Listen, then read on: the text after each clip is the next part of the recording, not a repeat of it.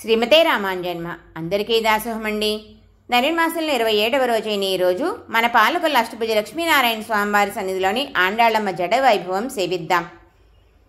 కోడని వారిని జయించే గుణములు గల గోవింద అంటున్నారు కృష్ణ పరమాత్మని గోపికలు. శత్రువైన రావణాసురుణ్ణి విష్ణుచాపంతో సంహరించాడు. శత్రువులే కాదు మిత్రులు కూడా విముఖులవుతూ ఉంటారు ప్రణయ రోషంతో. నాయకావస్థ పొందిన మన నమ్మాళ్ళవాళ్ళు కూడా పరమాత్మని తమ వద్దకు రావద్దని, తమతో మాట్లాడవద్దని అంటే వారిని లాలించి అనునయించి తన మాట వినేలా చేసుకుంటాడు పరమాత్మ.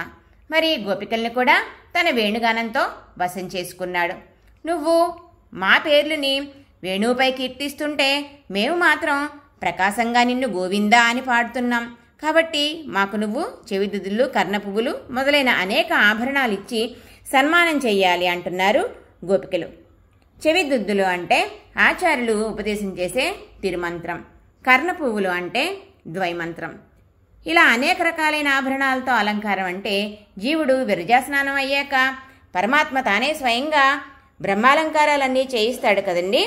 దానిని చెప్తున్నారు ఈరోజు అంతరార్థంలో. ఇలా నీతో కలిసి మేము బ్రహ్మానుభవాన్ని పొందాలి అని కోరుకుంటున్నారు గోపికలు. శ్రీమతే రామానుజాయ నమః.